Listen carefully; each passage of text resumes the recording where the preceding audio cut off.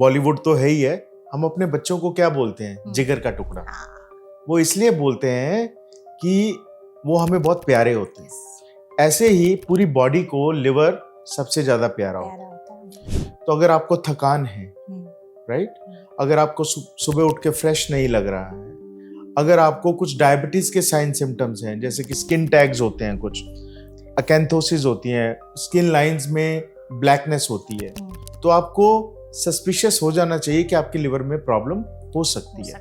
Yearly at least कुछ blood test और एक अल्ट्रासाउंड करा के अपने लिवर का हेल्थ चेक करना चाहिए। कौन से ब्लड टेस्ट कराने चाहिए? लिवर फंक्शन टेस्ट होते हैं, एक बैटरी होती है टेस्ट की, लिवर फंक्शन टेस्ट, जैसे कि बिलीरुबिन है, SGOT SGPT है, जिसको AST ALT भी बोलते हैं, देन गामा GT और एल्कलाइन फॉस्फेटेज। ये 5 ऐसे टेस्ट हैं जिससे हम ये पता लगा सकते हैं कि लिवर में डैमेज चल रही है, अगर चल रही है तो कितनी चल रही है और क्यों चल रही है। किसी का भी अल्ट्रासाउंड कराने grade 1 fatty liver disease, grade 2 fatty liver disease, ये 50% पॉपुलेशन में, 40 to 50% पॉपुलेशन में ये हो गया है, और अगले आने वाले टाइम में ये कोविड से भी बड़ा पैंडेमिक बन गया। लिवर की डैमेज की 4 स्टेजेस हैं।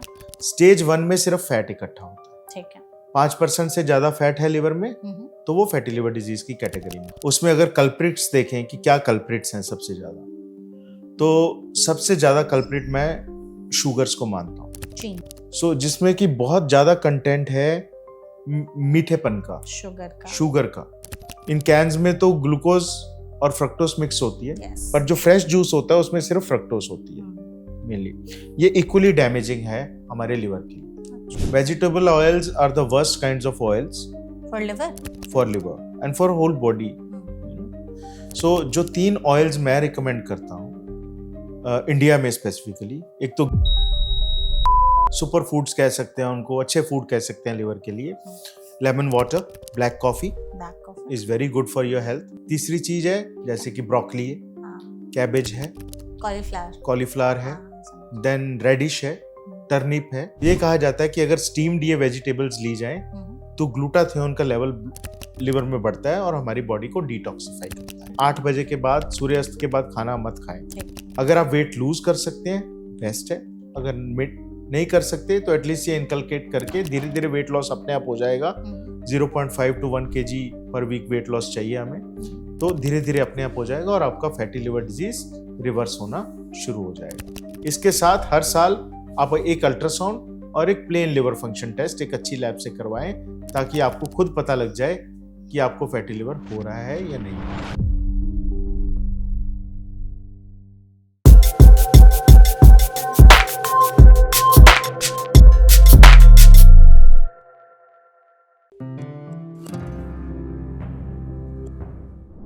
आपको पता है इंडिया में लिवर डिजीज एक साइलेंट एपिडेमिक बनते जा रहा है। एक रिपोर्ट की माने तो इंडिया में हर तीसरे इंसान को फैटी लिवर है।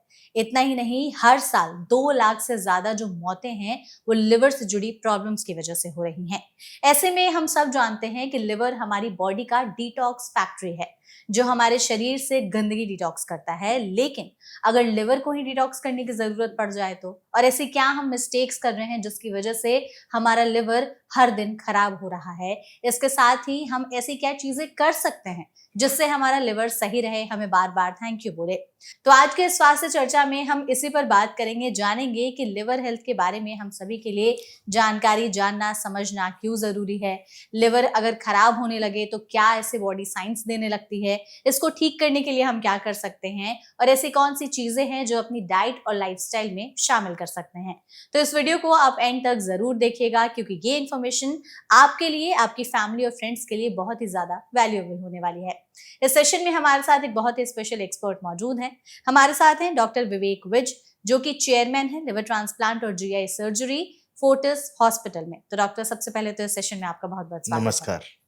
थैंक यू सो मच हमारे साथ इस सेशन में जुड़ने के लिए। हम पूरी कोशिश करेंगे कि आपके जरिए हमारी ऑडियंस तक लिवर के बारे में हर एक डिटेल जानकारी जो है वो पहुंचा सके, सो दैट उनको एक आइडिया लगे, पिक्चर क्लियर हो उनके दिमाग में कि लिवर बहुत ही जरूरी ऑर्गन है और इसके बारे में ध्यान देना भी बहुत ज्यादा जरूरी है। जैसे कि डॉक्टर, मैंने अपने पॉडकास्ट के इंट्रो में कहा कि लिवर को हम डिटॉक्स फैक्ट्री कहते हैं। तो हम सोशल मीडिया आजकल जब भी खोलते हैं तो कोई ना कोई एक रील हमारे फीड में या वीडियो आ जाती है कि लिवर को डिटॉक्स करना है। तो लिवर जब खुद एक डिटॉक्स फैक्ट्री है हमारी बॉडी के लिए, तो क्या सच में लिवर को भी डिटॉक्स करने की नीड पड़ती है?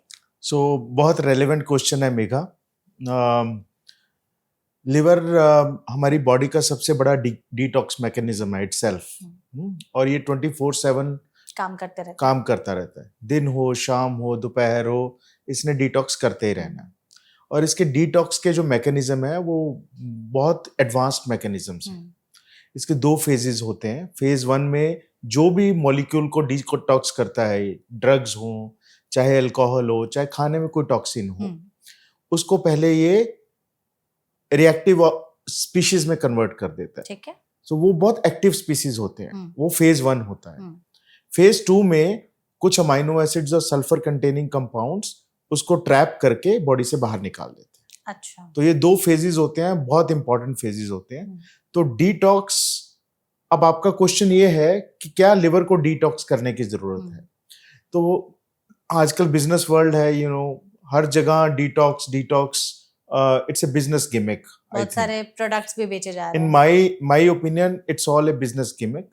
हम अगर अपनी रूटीन लाइफ में कुछ ऐसी चीजें करें जिससे कि हम इस जो सबसे बड़ा डिटॉक्स मैकेनिज्म हमारे अंदर बैठा हुआ है उसको जस्ट सपोर्ट करें, तो अपने आप ही बॉडी हेल्दी हो जाएगी और लिवर भी हेल्दी हो जाएगा। Correct. So this is very important to understand कि हमें स्पेशल डिटॉक्स ट्रीटमेंट्स नहीं लेनी है। वो साइंटिफिकली प्रूवन भी नहीं है, और हो सकता है कि वो हार्मफुल भी हो अपनी बॉडी के लिए। So I would request everybody to take care of their liver by not taking advanced detox treatments. Correct. Yeah. अच्छा डॉक्टर, जैसे कहा जाता है कि लिवर जो है हमारी बॉडी का सबसे बड़ा ऑर्गन है और इसके फंक्शंस भी बहुत सारे होते हैं, तो आप हमें बता सकते हैं कि एग्जैक्टली लिवर का काम क्या होता है और कितने फंक्शंस है लिवर के? सो लिवर आपने बोला बहुत बड़ा ऑर्गन है। करीब करीब 2% बॉडी वेट का साइज होता है लिवर का। Oh my God. Which means अगर एक 100 kg का आदमी है तो उसमें 2 kgs लिवर होगा उसमें। ऐसे ही बच्चों में छोटा, बड़ों में बड़ा, बड़े एनिमल्स में बड़ा, छोटे एनिमल्स में छोटा लिवर। अब लिवर हमारा सेंट्रल मेटाबॉलिक ऑर्गन है, प्लीज अंडरस्टैंड। जो भी हम खाते हैं या जो भी टॉक्सिन बॉडी में प्रोड्यूस होते हैं वो लिवर ही हैंडल करता है। हम कुछ भी खाएं वो पहले लिवर में जाता है। तो लिवर के 500 से ज्यादा फंक्शन होते हैं बॉडी में। 500 से ज्यादा फंक्शन। अगर इनको कैटेगराइज करें मेजर 3 या 4 फंक्शंस में, तो इसकी कैटेगरीज पहली होती है एब्जॉर्प्शन, फूड को एब्जॉर्ब करना। सेकंड कैटेगरी होती है फूड को मेटाबोलाइज करना। तीसरी कैटेगरी फूड को स्टोर करना, जितने भी न्यूट्रिएंट्स हैं। फिर डिटॉक्सिफिकेशन इसका फंक्शन है। फिर इम्यूनिटी रेगुलेशन इसका फंक्शन है। ये 5 मेजर कैटेगरीज हैं जिसमें कि लिवर अपनी बॉडी को सपोर्ट करता है। एंड यू कैन इमेजिन हमारे पास 2 किडनीज हैं। अगर दोनों किडनीज खराब हो जाती हैं तो पेशेंट डायलिसिस पे चले जाते हैं, पर लिवर की कोई डायलिसिस ट्रीटमेंट अवेलेबल नहीं है। अगर लिवर खराब हो गया इट मीन्स सारे ऑर्गन फंक्शंस आपके बॉडी के खराब हो जाएंगे and you will not be able to do anything. So taking care of liver is prolonging your life. It is must for longevity of life. Exactly. जैसे liver को हिंदी में जिगर कहा जाता है, तो जिगर पर बॉलीवुड में बड़े गाने बने हैं और बड़ी पिक्चरें बनी है। बोला भी जाता है कि तू तो मेरा जिगरा दोस्त है, ऐसे वैसे।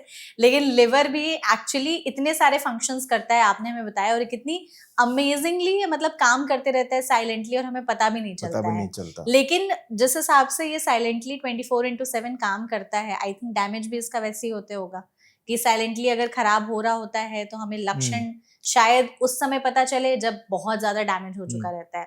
तो आप प्लीज हमारी ऑडियंस को ये भी बताइए कि अगर वो जानना चाहते हैं कि कहीं उनके लिवर में कुछ खराबी तो नहीं हो रही है, लिवर डैमेज तो नहीं हो रहा है, तो हम समय रहते संकेत को कैसे पहचानें? जी, बहुत इंपॉर्टेंट बात है। आपने बात शुरू की जिगर से। इसका नाम जिगर है, बॉलीवुड तो है ही है। हम अपने बच्चों को क्या बोलते हैं? जिगर का टुकड़ा। वो इसलिए बोलते हैं कि वो हमें बहुत प्यारे होते हैं। ऐसे ही पूरी बॉडी को लिवर सबसे ज्यादा प्यारा होता है। कई लोग कहते हैं हार्ट इंपॉर्टेंट है, कई कहते हैं लिवर इंपॉर्टेंट है, पर हम हार्ट और लिवर के कनेक्शन की भी बात करेंगे। हार्ट इसलिए इंपॉर्टेंट है कि वो immediate deaths, immediate problems create करता है, और liver is a silent killer. आपका जो क्वेश्चन है कि क्या इस साइलेंट किलर के कुछ सिम्टम हैं जो हम पहले पहचान सकते हैं या नहीं पहचान सकते। अब लिवर की कैपेसिटी को समझे, अगर लिवर में एक्स्ट्रा कैपेसिटी जो है 80% है, वो सिर्फ अपनी कैपेसिटी का 20% यूज कर रहा है बस सिर्फ okay for a normal person. जब तक लिवर इतना खराब नहीं हो जाता तब तक सिम्टम्स नहीं आते।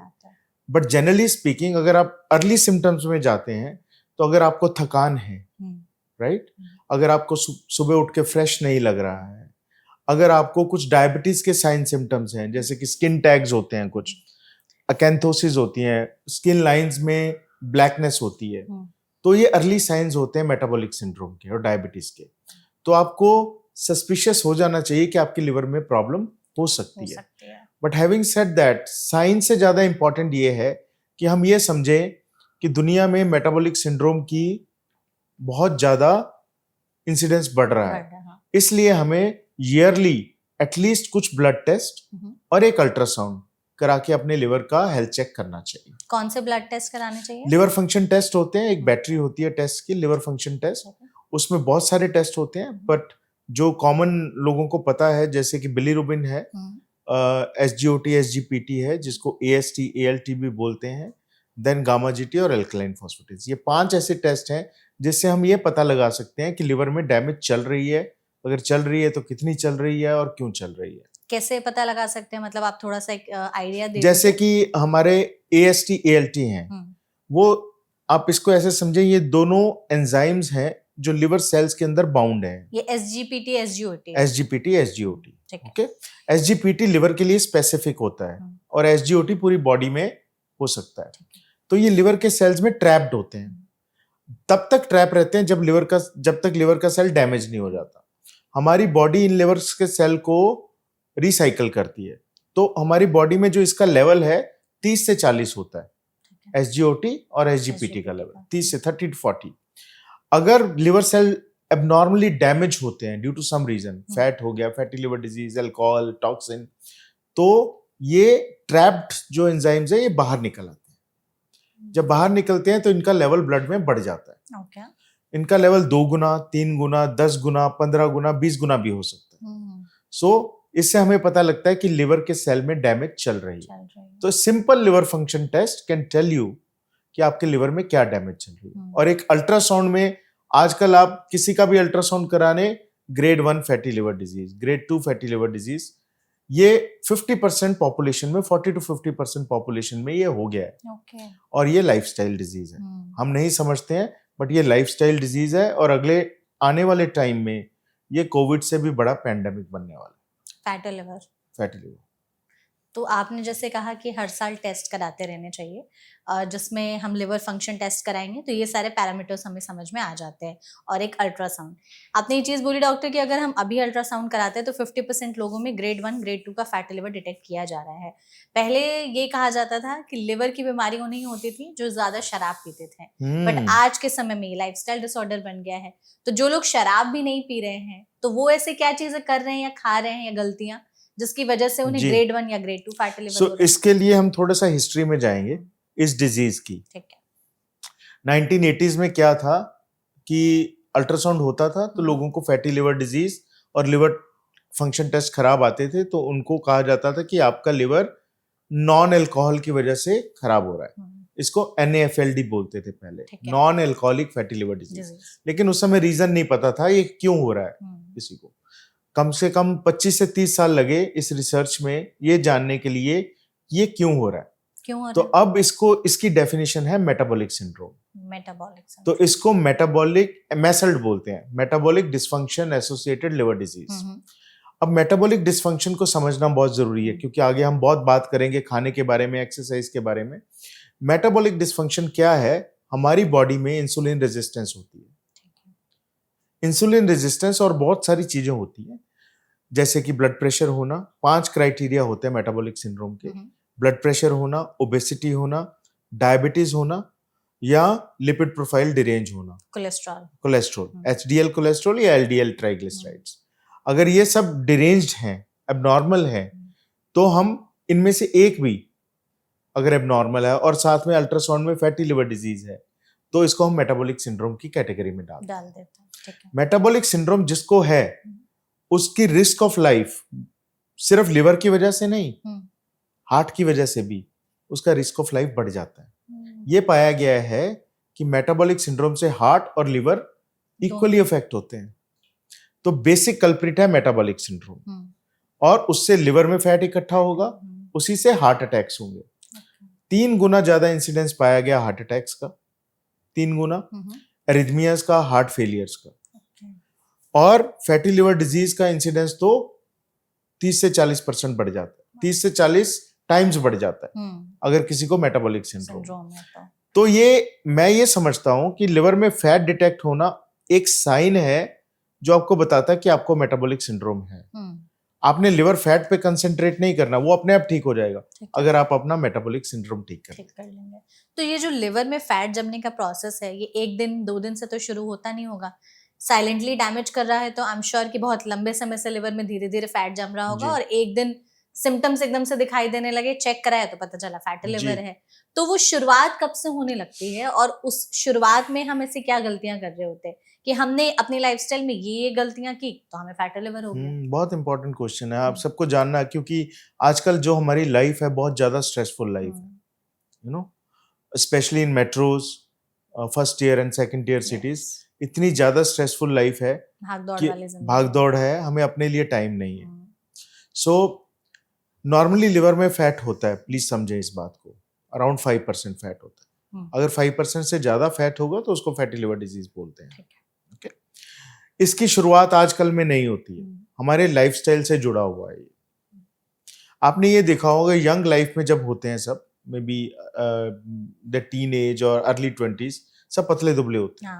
और जैसे ही लाइफ के स्ट्रेसेस बढ़ते हैं, आपका करियर शुरू होता है, आपकी मैरिज होती है, तो स्ट्रेसेस बढ़ते हैं, मेजॉरिटी लोग ओबीज होने लगते हैं।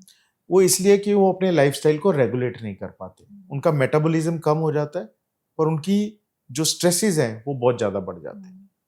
सो आजकल के लाइफस्टाइल में सबसे इंपॉर्टेंट है improper diet, lack of exercise and too much stress. You know, stress hormones cortisol, they are very high in body. रात को हम लेट नाइट सोते हैं, सुबह जल्दी नहीं उठ पाते, हमारा सारा सर्कैडियन रिदम खराब है। तो ये 3 चीजें हैं, डाइट, एक्सरसाइज एंड स्ट्रेस, सो जो इसको प्रमोट करती हैं। जैसे जैसे लाइफ में ये घुसते हैं, वैसे वैसे हमारे लिवर में फैट इकट्ठा होता रहता है और मेटाबॉलिक सिंड्रोम का एपिसोड्स बढ़ते रहते हैं। आपने एक चीज यहाँ पर कही डॉक्टर कि शुरुआत में सब पतले होते हैं। हम भी अगर आज से 10 साल पहले अपने बचपन की तस्वीरें देखेंगे तो हम पतले दुबले सब होते होंगे, पहचान भी नहीं पाते कई लोग खुद को कि अच्छा हम कभी ऐसे दिखते थे। और फिर एक एज क्रॉस करने के बाद या एक वो करियर हिट होने के बाद, शादी के बाद मोस्टली पता नहीं क्यों सब ओबीज होने लगते हैं। तो स्पेशली लेडीज जो हैं वो ज्यादा इस टाइम पर ओबीज होने लगती हैं शादी के बाद, और मर्दों में बेली फैट बहुत ज्यादा निकलने लगता है। तो जिन मर्दों में बेली फैट होता है या जो औरतें बहुत ज्यादा ओबीज होने लगती है, ऐसा कहा जा सकता है कि आज के समय में उन्हें कुछ समय बाद फैटी लिवर डिटेक्ट हो गई होगी? यस, क्योंकि फैटी लिवर का एक क्राइटेरिया है ओबेसिटी, जिसको बीएमआई से देखा जा सकता है। बीएमआई क्या होता है? आपकी हाइट और वेट के हिसाब से आपका एक इंडेक्स निकलता है जिसको बॉडी मास इंडेक्स बोलते हैं। अगर ये 25 से ज्यादा है तो आप ओवरवेट या ओबेसिटी की कैटेगरी में आ जाते हैं। मेल फीमेल दोनों के लिए? मेल फीमेल्स के लिए थोड़ा सा कम होता है, ठीक है। मेल के लिए थोड़ा ज्यादा होता है। कितना होता है मेल और फीमेल के लिए? 23 एंड 25। ठीक है, ओके। और अगर आप ये नहीं कैलकुलेट करना चाहते हैं, सीधा वेस्ट सर्कमफ्रेंस कैलकुलेट कर सकते हैं। अगर वेस्ट सर्कमफ्रेंस आपका 96 सेंटीमीटर मेल में ज्यादा है और 80 सेंटीमीटर से ज्यादा फीमेल में है, तो आप ओवरवेट की कैटेगरी में आते हैं। तो ये रिस्क फैक्टर है ओबेसिटी का और मेटाबॉलिक सिंड्रोम का और फैटी लिवर डिजीज का। ठीक है। सो जैसे जैसे हमारी ओबेसिटी बढ़ेगी, लिवर में फैट इकट्ठा होगा। तो कमर जितनी पतली उतना अच्छा। परफेक्ट।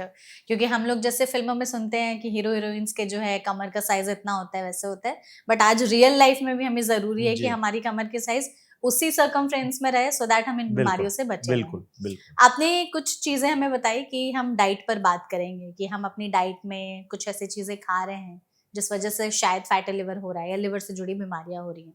तो सबसे पहले हम यही चाहेंगे कि एक आप ना हमें वो क्राइटेरिया बता दीजिए कि शुरुआती लिवर डैमेज को हम क्या बोलते हैं and फिर Okay. धीरे धीरे वो लिवर की बीमारी ठीक किन नामों से जानी जाती है। जी तो स्टेज 1 लिवर की बीमारी को क्या जी बोलेंगे और लास्ट स्टेज में वो कौन से लिवर की बीमारी जी। है कि उस टाइम पर अब कुछ भी कर लो लिवर सही नहीं हो सकता। सो हम मेसल्ट की बात कर रहे हैं, फैटी लिवर डिजीज की बात कर रहे हैं, इसके कॉन्टेक्स्ट में बताऊंगा। लिवर की डैमेज की 4 स्टेजेस हैं। ठीक है स्टेज 1 में सिर्फ फैट इकट्ठा होता है, ठीक है 5% से ज्यादा फैट है लिवर में हम्म, तो वो फैटी लिवर डिजीज की कैटेगरी में आता उसे हम फैटी लिवर है। और 30% तक है तो वो ग्रेड 1 है, उसके बाद ग्रेड 2 है और वो बढ़ता जाता है। शुरू में ये फैट ब्लैंड होता है, ये लिवर सेल्स को डैमेज नहीं करता, ये अंदर पड़ा रहता है, कुछ नहीं करेगा आपको। हो सकता है कि आपका लिवर थोड़ा बड़ा हो जाए साइज में, आपको लगे यहाँ हैवीनेस है थोड़ी, ये हो सकता है। ठीक है दूसरी स्टेज में क्या होता है कि ये सेल्स जो हैं लिवर के सेल्स को डैमेज करना शुरू कर देते हैं, ये फैट सेल्स।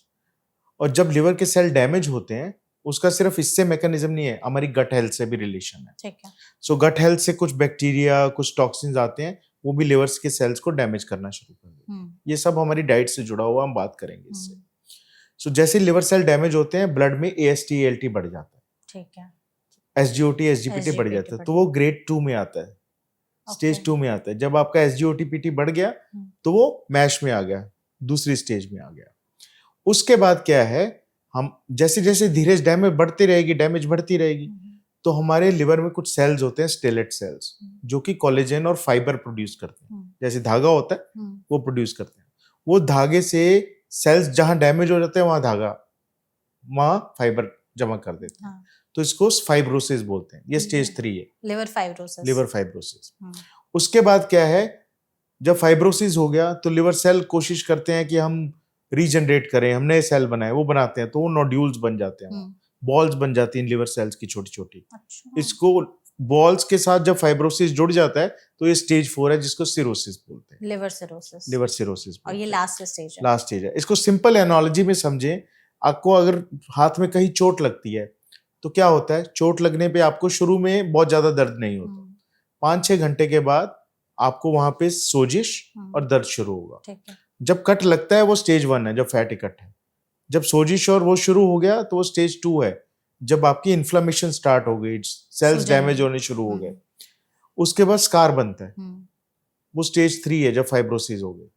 और स्कार को रिवर्स नहीं किया जा सकता, यू अंडरस्टैंड दैट। और उसके बाद स्कार बड़ा होता रहता है, वो स्टेज 4 है, सिरोसिस। तो वो इरिवर्सिबल डैमेज है। तो स्टेज 3 में भी कभी कभी, स्टेज 3 की भी डिफरेंट स्टेजेस होती हैं, पर फाइब्रोसिस अगर अर्ली फाइब्रोसिस है तो उसको हम रिवर्स कर सकते हैं अपनी डाइटरी प्लानिंग के साथ, हैबिट्स के साथ और लेटेस्ट मेडिकेशन के साथ। बट सिरोसिस इरिवर्सिबल है। एक बार हो गया तो उसको स्टेबलाइज रखा जा सकता है कुछ देर के लिए, बट उसको बिल्कुल ठीक नहीं किया जा सकता, उसको रिवर्स नहीं किया जा सकता। तो रिवर्स करने का सबसे अच्छी stages stage 1 and stage 2, that's it. ठीक है, तो आपने जैसे हमें 4 स्टेजेस बताया कि ये स्टेज में इस तरीके से डैमेज होता है और एक स्टेज के बाद लिवर में कुछ भी कर लो वो इरिवर्सिबल डैमेज हो जाता है। डाइट पर ही आते हैं, क्या ऐसी हम गलतियां कर रहे हैं डाइट में, क्या गलत हम खा रहे हैं जिसकी वजह से लिवर में इतना डैमेज होने लगता है और वो डैमेज एक स्टेज तक ऐसे पहुंच जाता है कि अब कुछ भी कर लो लिवर ठीक नहीं हो सकता। सो डाइट में कोई भी डाइट जो हमारी ओबेसिटी को प्रमोट कर रही है वो डाइट खराब है। उसमें अगर कल्प्रिट्स देखें कि क्या कल्प्रिट्स हैं सबसे ज्यादा, तो सबसे ज्यादा कल्प्रिट मैं शुगर्स को मानता हूँ, चीनी और कोई भी शुगर्स हो। शुगर्स की बात मैं थोड़ी सी बताऊंगा आपको। अब क्या है, जितनी हम शुगर लेते हैं, चाहे चाय में लें, चाहे मिठाई में लें, चाहे किसी भी फॉर्म में लें शुगर, ये शुगर जो होती हैं ये सिंपल मॉलिक्यूल्स होते हैं ग्लूकोज के। जब ये बॉडी में एंटर करते हैं तो ये बॉडी में हमारी इंसुलिन स्पाइक्स करते हैं और खुद की स्पाइक करते हैं। उससे क्या है, धीरे धीरे ओबेसिटी होती है और इंसुलिन रेजिस्टेंस बढ़ती है हमारी, और फिर हमें और शुगर की क्रेविंग होती है। तो ये धीरे धीरे धीरे करके ओबेसिटी प्रमोट करता है और जो एक्स्ट्रा एनर्जी शुगर से आती है वो सब फैट में, लिवर में कन्वर्ट हो जाती है। सो ये एक सिंपल मैकेनिज्म है। दूसरा, जैसे ही फैट में कन्वर्ट होती है और इंसुलिन रेजिस्टेंस होती है, हमारी जो गट है, इंटेस्टाइन है, उसमें से कुछ टॉक्सिन निकल के लिवर को डैमेज करना शुरू कर देते हैं, तो स्टेज 2 को प्रमोट करते हैं। तो शुगर सबसे बड़ा कल्प्रिट है। सिर्फ ये शुगर्स ये नहीं है, कुछ लोग समझते हैं कि जूसेस जो हैं, अब कैंड चीजों पे आ जाएं अगर हम, तो जैसे कुछ कैन्स होते हैं, मैं नाम नहीं लूंगा, जैसे आपने बताया sodas and cans, cold drinks then वगैरह अल्ट्रा का। प्रोसेस्ड फूड्स हो गए, then even fresh fruit juices, so जिसमें कि बहुत ज्यादा कंटेंट है मीठेपन का, शुगर का। इन कैन्स में तो ग्लूकोज और फ्रक्टोज मिक्स होती है, पर जो फ्रेश जूस होता है उसमें सिर्फ फ्रक्टोज होती है मेनली। ये इक्वली डैमेजिंग है हमारे लिवर के लिए। रीजन बीइंग कि जैसे ही हम इसको पीते हैं, ये सीधा इंटेस्टाइन में से एब्जॉर्ब होता है, पोर्टल वेन में से जाके लिवर में सीधा लिपिड में कन्वर्ट होता है, डी नोवो लाइपोजेनेसिस बोलते हैं इसको। इसलिए कैंड कोल्ड ड्रिंक्स, चाहे वो जीरो कैल है, वो भी इक्वली डैमेजिंग है। जीरो कैल भी हमारे इंटेस्टाइन्स को लीकी बनाता है और गट में से बैक्टीरिया के टॉक्सिन निकाल के लिवर को डैमेज करता है। या फ्रेश जूसेस, लोग समझते हैं फ्रेश जूसेस बहुत अच्छे हैं, वो अच्छे नहीं है। फ्रेश जूसेस की बजाय आप होल फ्रूट्स लें, क्योंकि उसमें जो फाइबर होते हैं वो इनसॉल्युबल फाइबर होते हैं। वो हमारे इंटेस्टाइन में जो अच्छे बैक्टीरिया हैं, एक्टरमेनिया और बड़े अच्छे बैक्टीरिया होते हैं, जो हमारी गट हेल्थ को मेंटेन करते हैं। जब वो उसको डाइजेस्ट करते हैं तो वो एक अच्छी एनवायरनमेंट अंदर सेट करते हैं और इंटेस्टाइन्स की जो म्यूकस लाइनिंग है उसको मेंटेन रखते हैं। अगर हम इसको डैमेज करेंगे फ्रक्टोज से या कैंड जूसेस से या कोल्ड ड्रिंक से, तो वो बैक्टीरिया सारे हमारी बॉडी में अंदर आके इम्यूनिटी को कम करके इन्फेक्शंस प्रमोट करते हैं। सो सबसे बड़ा कल्प्रिट तो ये है। सेकंड कल्प्रिट है ऑयल्स, तेल। हमें वेजिटेबल ऑयल्स बहुत लेते हैं।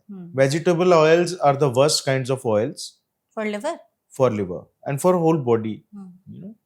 सो जो 3 ऑयल्स मैं रिकमेंड करता हूँ इंडिया में स्पेसिफिकली, एक तो घी, जो हमारा जो लेटेस्ट एविडेंस हमें बताता है कि इसमें सैचुरेटेड फैटी एसिड्स होते हैं, जो हमारी गट के लिए, जैसे हमारे बड़े कहते थे कि तेरी जो आंतें हैं वो ठीक हो जाएंगी घी खाया तो ghee is very good in moderation. You can not नहीं पूरे दिन घी खा रहे हैं। घी की एक स्पेशल क्वालिटी होती है कि घी का जो स्मोक पॉइंट होता है, बर्निंग पॉइंट बहुत ज्यादा होता है, 250। तो आप घी में कुछ तल भी लेंगे तो वो घी रेंसिड नहीं होता, उसमें ऑक्सीडेंट्स नहीं बनते हैं, तो आपको यूज कर सकते हो। तो घी इज वेरी गुड ना, गट हेल्थ मेंटेन करने के लिए, बॉडी को मेंटेन करने के लिए, एचडीएल को मेंटेन करने के लिए। दूसरा जो हम रिकमेंड इंडिया में करते हैं वो है सरसों का तेल, मस्टर्ड ऑयल। मस्टर्ड ऑयल में कुछ कॉन्फ्लिक्टिंग एविडेंस है, क्योंकि उसमें एक कंपाउंड होता है एरूसिक एसिड, कहा जाता है कि उससे हार्ट अटैक्स का इंसिडेंस बढ़ता है, पर आज तक प्रूवन नहीं है ये। सो इंडिया में लोग फ्रीक्वेंटली यूज करते हैं इस चीज को, बाहर कम यूज करते हैं। और तीसरा ऑयल है एक्स्ट्रा वर्जिन ऑलिव ऑयल। हाँ, पर ऑलिव ऑयल की प्रॉब्लम यह, ऑलिव ऑयल में आप डीप फ्राई नहीं कर सकते, क्योंकि उसका जो स्मोक पॉइंट होता है बहुत कम होता है, वो रैंसिड हो जाता है उसके बाद। सो ये 3 तरह के ऑयल अगर यूज करें तो बेटर है। हमें कंसंट्रेट करना है। हम सस्ती ऑप्शंस में जाते हैं, जैसे वेजिटेबल ऑयल्स, सनफ्लावर ऑयल, वो थोड़ा प्रॉब्लमेटिक है, उनसे इंसिडेंस ऑफ हार्ट प्रॉब्लम्स बहुत बढ़ता है। तीसरी है अल्ट्रा प्रोसेस्ड फूड्स, जैसे चिप्स हो गए, कैन्स हो गए, क्योंकि हमारे पास टाइम नहीं है ना, तुरंत लिए इंस्टेंट नूडल्स खा लिए, वो ठीक नहीं है। उससे भी हमारे इंसुलिन रेजिस्टेंस और फैट मेटाबॉलिज्म में प्रॉब्लम आती है। फिर उसके बाद हमारा ये डाइट की बात कर ली, हमारा सीडेंटरी लाइफस्टाइल, नो एक्सरसाइज। ये कहा जाता है साइंटिफिक पेपर्स में, अगर 30 to 40 मिनट्स आप ब्रिस्क वॉक भी कर लेते हैं दिन में, हर दिन, अब चाहे फोन करते करते कर लें, वो भी आपके लिवर के लिए बहुत हेल्दी है। चाहे आप वेट लूज करें चाहे ना करें उससे, क्योंकि एक्सरसाइज करने से क्या होता है, जो एक्स्ट्रा ग्लूकोज बॉडी में गया होता है वो मसल्स में सिंक हो जाता है, वो लिवर में नहीं जाता, फ्रक्टोज भी मसल में चला जाता है। सो ये बहुत इंपॉर्टेंट है समझना। और रात को ठीक टाइम पे सोना, ठीक टाइम पे उठना। रीजन बीइंग हमारे लिवर का एक सर्कैडियन रिदम होता है। सर्कैडियन रिदम का मतलब जैसे ही सूरज ढलता है हमारे लिवर का काम, डाइजेशन का काम कम होना चाहिए। लिवर इसीलिए बना हुआ है, लिवर का इंटरनल क्लॉक मैकेनिज्म है ये। उसके बाद क्या करता है, जब लास्ट हम मील ले लेते हैं, उसके बाद लिवर बॉडी में जितने टॉक्सिन बने हैं उसको इंटरनली डिटॉक्सिफाई करता है। अच्छा। आप ये समझे कि आप घर पे बैठे हैं, आपके घर अगर 24 घंटे गेस्ट आते रहे तो आपका घर गंदा पड़ा रहेगा, राइट? वो Right. गेस्ट है आपका खाना। अगर आप ब्लॉक लगा देते हैं कि इसके बाद मुझे गेस्ट नहीं लेने, उसके बाद सफाई होगी। तो लिवर का वही काम है सिंपल टर्म्स में। सो इसलिए हमें उसको रेस्ट देना है। मैं एडवाइस करता हूँ कि एटलीस्ट 12 घंटे का रेस्ट दें खाने का, ताकि वो अपना काम कर सके। तो कुछ ऐसी और भी चीजें डॉक्टर जो हम अपनी डाइट में शामिल कर सकते हैं जो हमारे लिवर के लिए अच्छी हैं, सो दैट हमारा लिवर जो है वो हमें थैंक यू बोले कि हाँ कुछ तो हमें अच्छा दिया आपने। जी जी जी, देखिए अगर नॉर्मल रूटीन में देखें कि हम क्या क्या शामिल कर सकते हैं जो अच्छे सुपर फूड्स कह सकते हैं, उनको अच्छे फूड कह सकते हैं लिवर के लिए। लेमन वाटर, ल्यूकवार्म वाटर के साथ लेमन डाल के ले, शुगर नहीं डालनी प्लीज, ठीक है, ओके, ठीक है? आप थोड़ा सा सॉल्ट डाल सकते हैं। Black coffee is very good for your health. दिन में 3 या 4 कप आप ब्लैक कॉफी पीते हैं तो लिवर के मेटाबॉलिज्म को स्टेबलाइज कर देती है और एक बहुत अच्छा इफेक्ट समझ आता है। इनफैक्ट ब्लैक कॉफी को सुपर फूड का खिताब भी मिला है। अरे वाह, हाँ, फॉर लिवर के लिए। Okay, nice. तीसरी चीज है एक ग्रुप ऑफ वेजिटेबल्स होता है जिसको हम क्रूसीफेरस वेजिटेबल्स बोलते हैं, जैसे कि ब्रोकली है, कैबेज है, कॉलीफ्लावर है, देन रेडिश है, टर्निप है। इनमें एक पंजेंट सी स्मेल होती है, आपने देखा होगा। तो ये स्मेल होती है सल्फर की। तो जब सल्फर बॉडी में जाता है तो लिवर में एक सबसे बड़ा एंटीऑक्सीडेंट होता है जिसको ग्लूटाथियोन बोलते हैं। तो ग्लूटाथियोन बनाने के लिए ये हेल्प करता है। तो ये कहा जाता है कि अगर स्टीम्ड ये वेजिटेबल्स ली जाएं तो ग्लूटाथियोन का लेवल लिवर में बढ़ता है और हमारी बॉडी को डिटॉक्सिफाई करता है। Okay, interesting, right? सो हमने 3 चीजों की बात की, लेमन की बात की, ब्लैक कॉफी की बात की, क्रूसीफेरस वेजिटेबल्स की बात की। उसके बाद आप ग्रीन टी भी अच्छी है लिवर के लिए स्टेबलाइज करने के लिए, लेकिन उसके साथ एक चीज मैं रिकमेंड करना चाहूंगा सबको। मार्केट में बहुत ज्यादा ग्रीन टी एक्सट्रैक्ट्स और ड्रॉप्स कंसंट्रेटेड अवेलेबल हैं। आप प्लीज उसको मत लें क्योंकि वो लिवर के लिए डैमेजिंग है। अच्छा, एक डोज से ज्यादा। हमारे कितने पेशेंट्स हैं जो हमारे पास लिवर एंजाइम के साथ आते हैं लेकिन लीन एंड थिन होते हैं, उनको फैटी लिवर भी नहीं होता लेकिन लिवर एंजाइम बड़े हैं। तो स्क्रूटनाइज करने के बाद ये पता लगता है कि वो ग्रीन टी एक्सट्रैक्ट ले रहे थे। वो जैसे ही बंद करते हैं 3 से 4 हफ्ते में लिवर एंजाइम्स नॉर्मल हो जाते हैं। ठीक है, तो कैसे ग्रीन टी फिर सही तरीके से? नॉर्मल ब्रूड ग्रीन टी जो आपके घरों में आती है 3 से 4 कप आप पी सकते हैं। वो लिवर को स्टेबलाइज करते हैं। देन नट्स, जिसमें कि ओमेगा 3 फैटी एसिड्स बहुत होते हैं, जैसे कि वॉलनट हो गया, walnut is very good. Then certain non-veg foods जैसे कि फिश है, फैटी फिश जिसमें कि सार्डिन्स है, सामन है, मक्कल है। तो ये फिश अगर आप लेते हैं तो इसमें ओमेगा 3 फैटी एसिड्स का कंपोनेंट बहुत होता है। सो ये लें आप। एग्स ले सकते हैं और कुछ सप्लीमेंट जो जैसे कि ओमेगा 3 फैटी एसिड के सप्लीमेंट, विटामिन ई के सप्लीमेंट, वो भी आप ले सकते हैं। देन अगर आप ऑयल्स की बात करें, जैसे हमने बताया घी है और ऑलिव ऑयल है, mustard oil is also very, उसमें भी ओमेगा 3 बहुत होता है। सो ये सारी चीजें आप अपनी डाइट में इंक्लूड करें ताकि आपका मेटाबॉलिक सिंड्रोम कम हो, हार्ट अटैक्स का इंसिडेंस कम हो और लिवर का इंसिडेंस कम हो। पर एक चीज मैं बताना चाहता हूँ, सिर्फ डाइट काम नहीं करती है। डाइट सबसे इंपॉर्टेंट कंपोनेंट है। आपका exercise, overall lifestyle, lack of stress, ये सारी चीजें जब होंगी तभी मेटाबॉलिक सिंड्रोम रिवर्स होगा। परफेक्ट।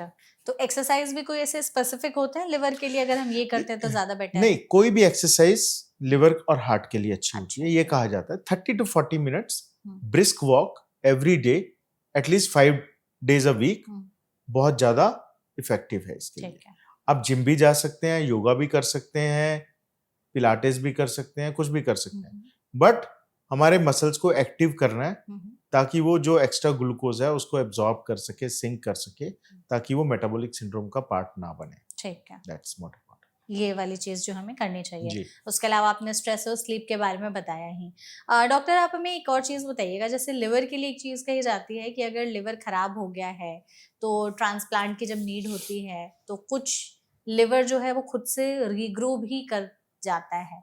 तो ये वाला जो थोड़ा सा कॉन्सेप्ट है बताइए, कैसा है कि लिवर अगर खुद से ग्रो भी करने लगता है अगर थोड़ा सा बच जाता है? तो लिवर एक हमारा ऐसा इंटरनल ऑर्गन है जिसमें रीजनरेशन पॉसिबल है।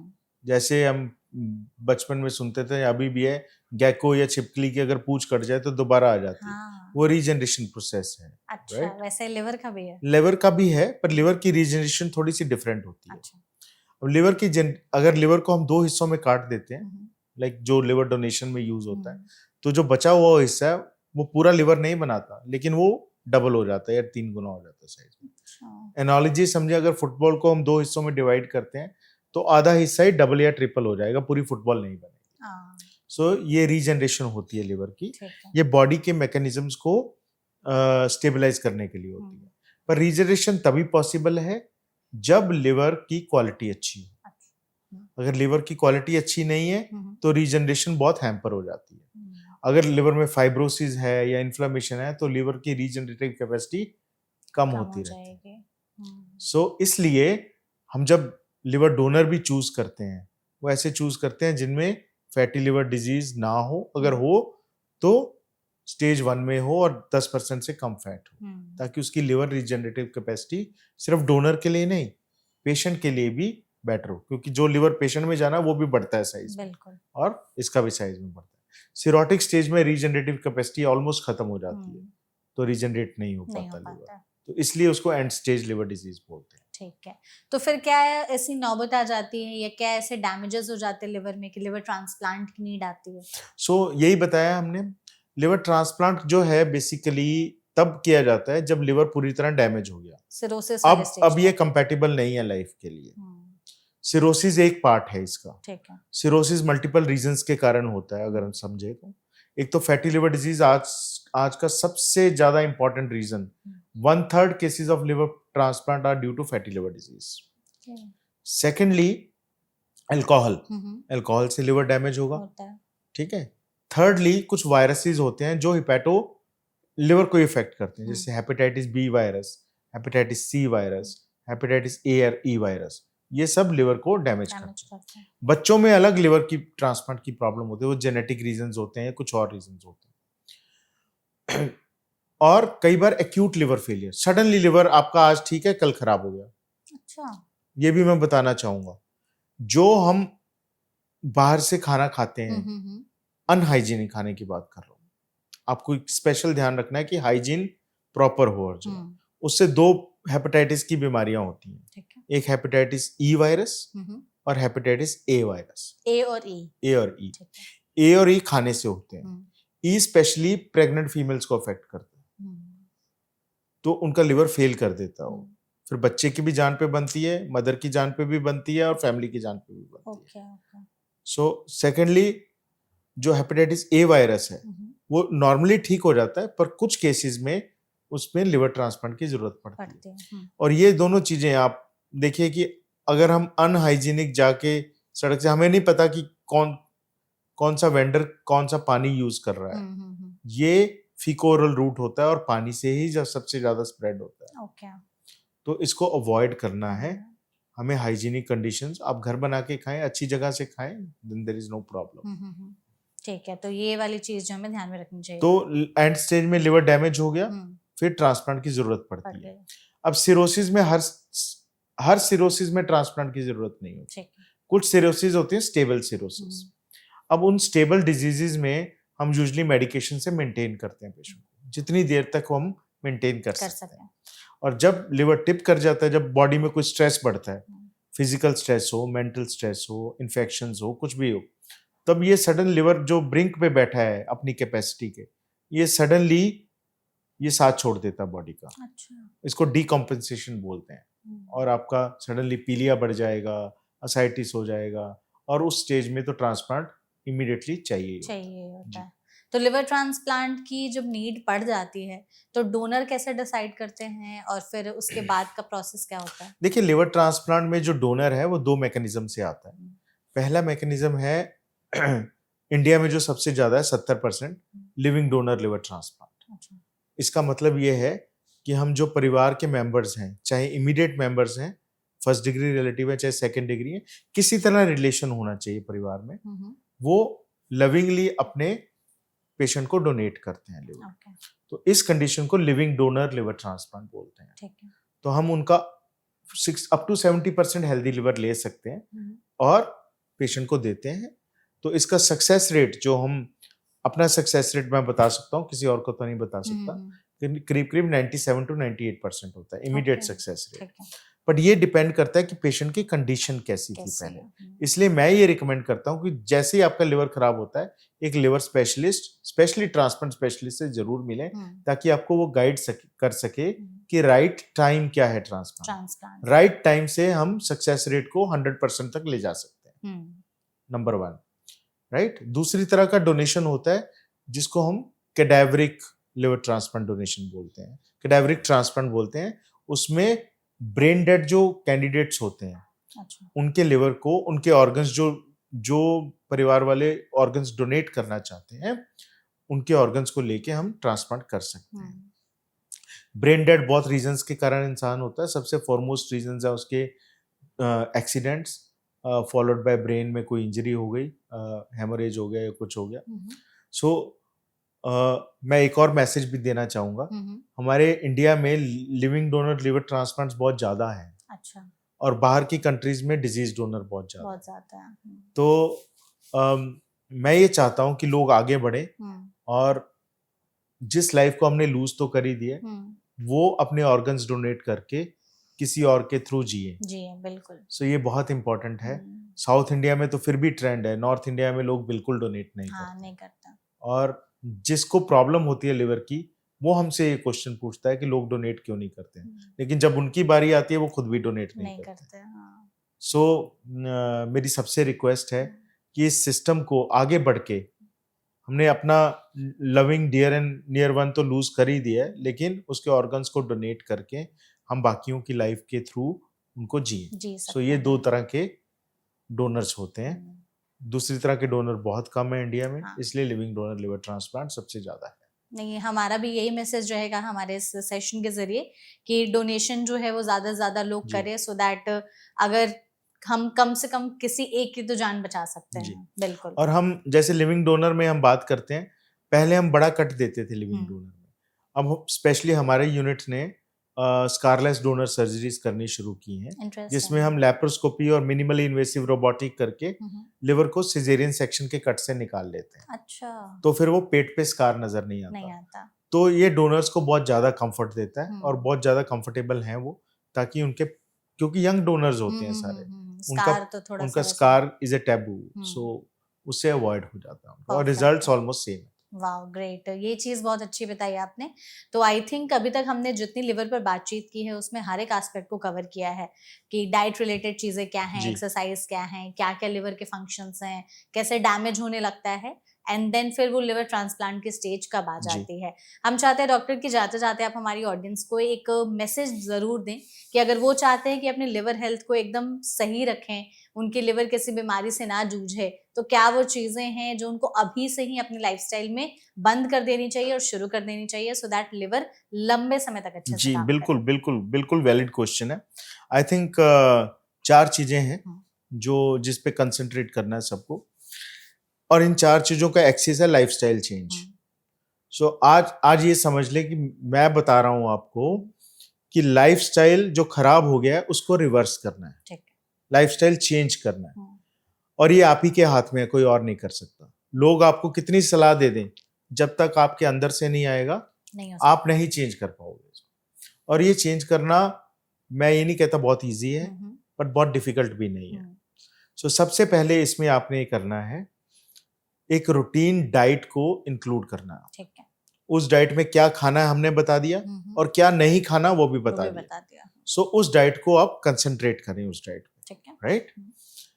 दूसरी चीज एक्सरसाइज, हमने बताया एक्सरसाइज कैसे इनकलकेट करनी है, 30 to 40 मिनट्स। आप कुछ भी करें, आप फोन सुन के करें, बात करते हुए करें, वॉक करना बहुत इजी है, सो उसको इंक्लूड करें अपनी डाइट। तीसरी चीज, अपने स्ट्रेसेस जो लाइफ के, एटलीस्ट रात को तो हम क्या करते हैं, पूरे दिन से थके आते हैं, रात को 9-10 बजे खाना खाते हैं, क्योंकि वो जब कॉर्टिसोल लेवल बड़े होते हैं तो हम खाना बहुत खाते हैं, मीठा खाते हैं, ये खाते हैं, वो खाते हैं, सोचते रहते हैं, कुछ करते रहते हैं। सो इस चीज को प्लीज बंद करें। अपना एक टाइम डिसाइड करें ताकि लिवर को भी डिटॉक्स करने का टाइम मिले। 8 बजे के बाद, सूर्यास्त के बाद खाना मत खाएं, ठीक है। और इन तीनों चीजों का जो कॉम्बिनेशन है वो है वेट मेंटेनेंस। अगर आप वेट लूज कर सकते हैं बेस्ट है, अगर नहीं कर सकते तो एटलीस्ट ये इनकलकेट करके धीरे धीरे वेट लॉस अपने आप हो जाएगा। 0.5 to 1 kg पर वीक वेट लॉस चाहिए हमें, तो धीरे धीरे अपने आप हो जाएगा और आपका फैटी लिवर डिजीज रिवर्स होना शुरू हो जाएगा।